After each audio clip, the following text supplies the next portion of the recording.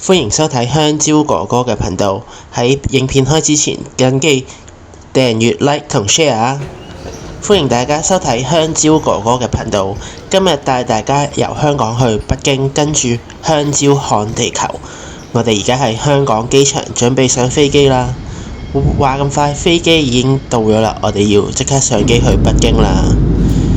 上到飛機，都幾舒服嘅。咁就等到聲音導航大家去北京啦。唔知去北京嘅第一餐係咩呢？原來就係食菠菜意粉啊！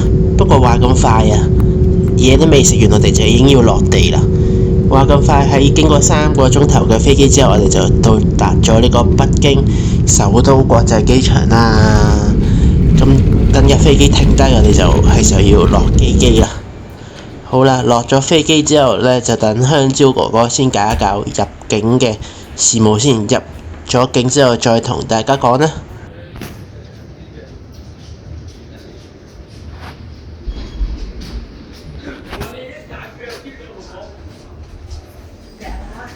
好啦，一聲我哋就已經入咗境啦。因為今日喺北京呢，就唔係好多人，5點鐘嘅時候呢，海關非常之順暢啊。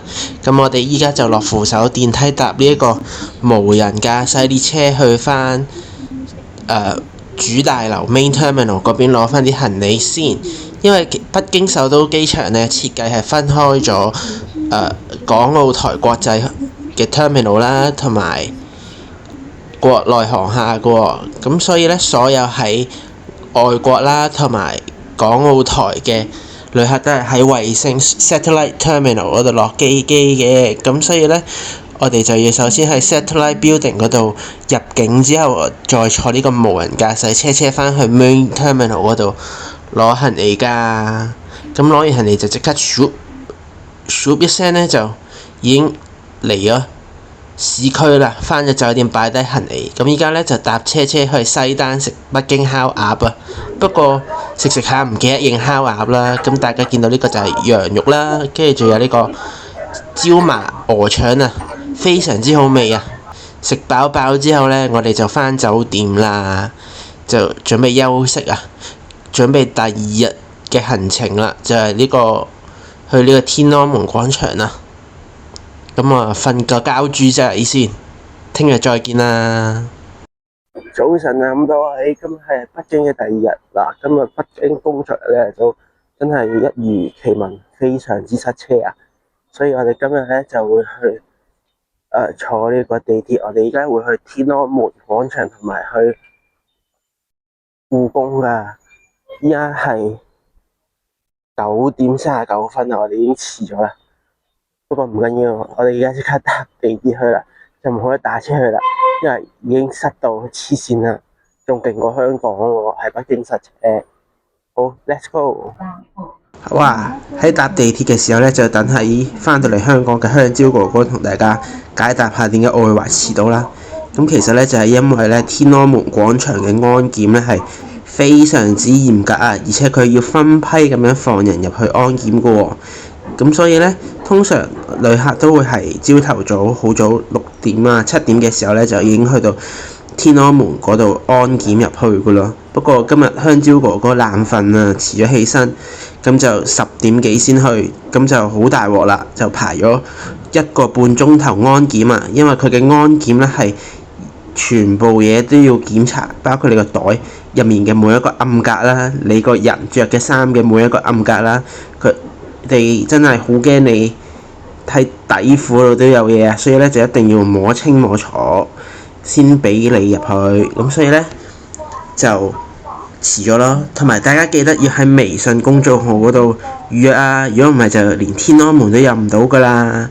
咁咻一聲咧，我哋就嚟到咗我哋檢查站最近嘅天安門東地鐵站啊。等我落車去搞個安檢先，因為真係搞幾耐，搞咗好耐啊嗰日。好，落車先。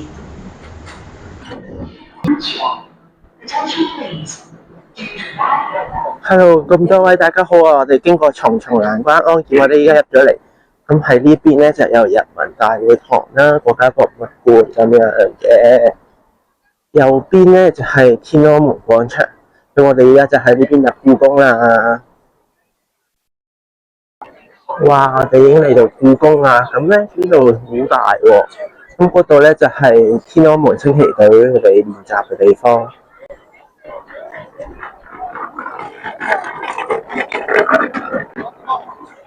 咁大家一定要記得提前喺網上面買好飛喎，如果唔係入唔到嚟。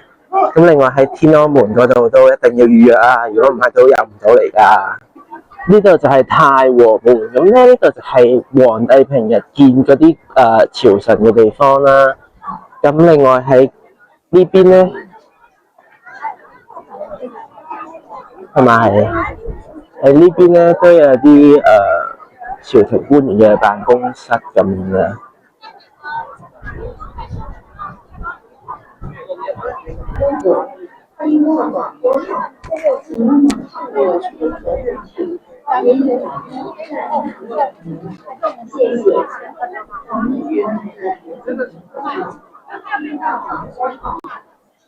哇！咁我哋入咗喺太和殿入咗嚟之後就係咁樣啦。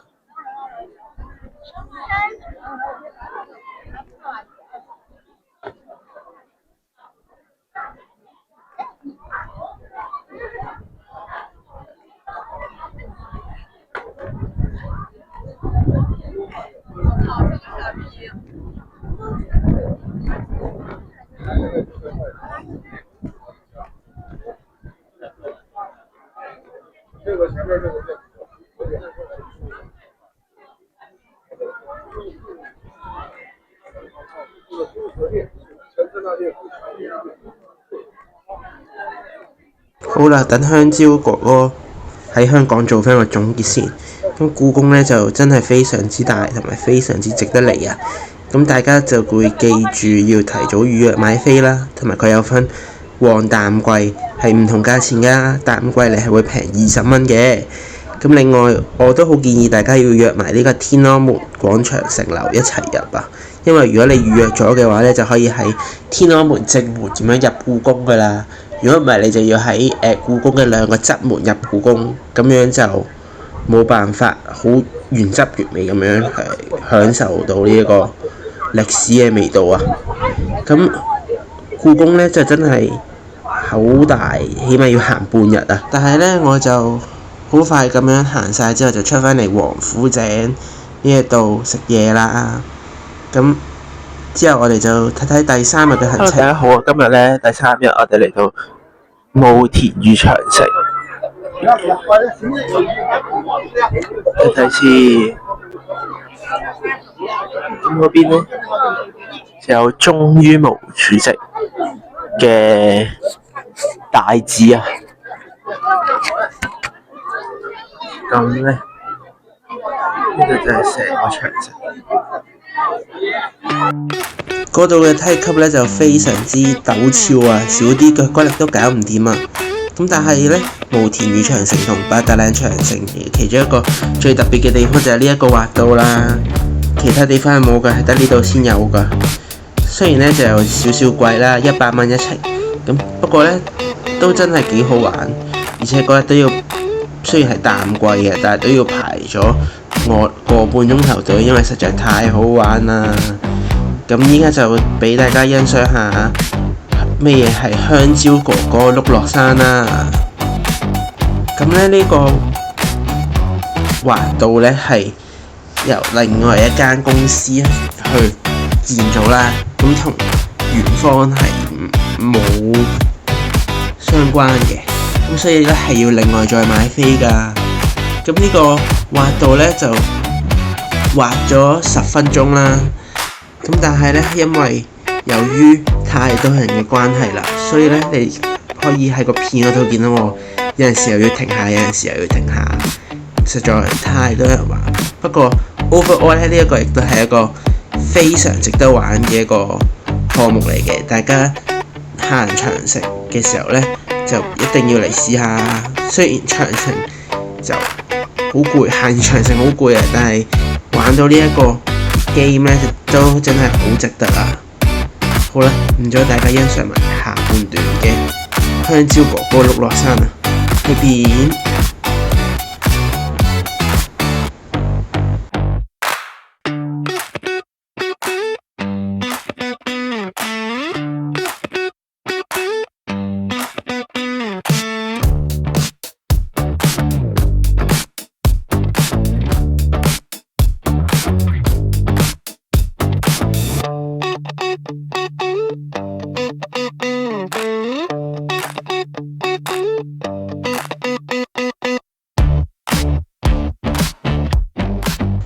計3日嘅行程就係咁多啦，因為行完長城真係非常之攰啊。然之後去到第4日呢，香蕉哥哥就帶大家去呢個北京環球影城，一嚟就睇咗呢個水世界嘅 show 先，真係好震撼啊！喺度香蕉哥哥都話話聲，水花四濺啊！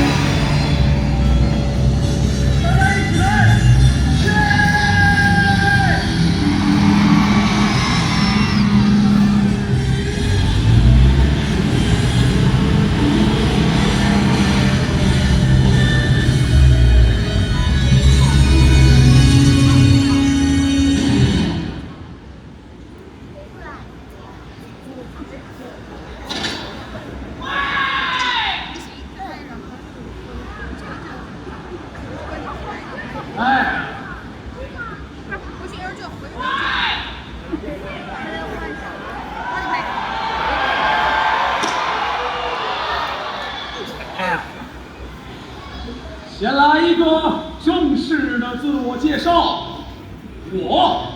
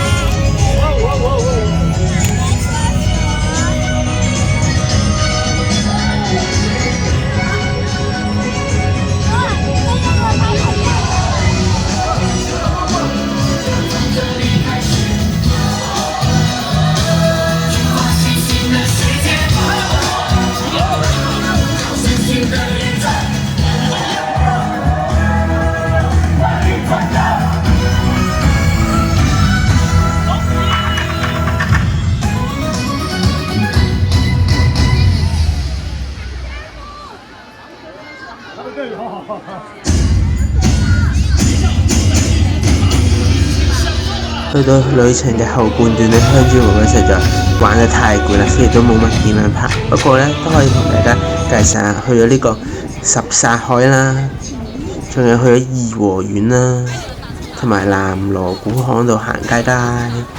去咗呢啲地方之後呢，就返香港啦。咁呢度今日影片呢都去到呢度啦，多謝大家收睇，我哋下條影片再見啦，拜拜。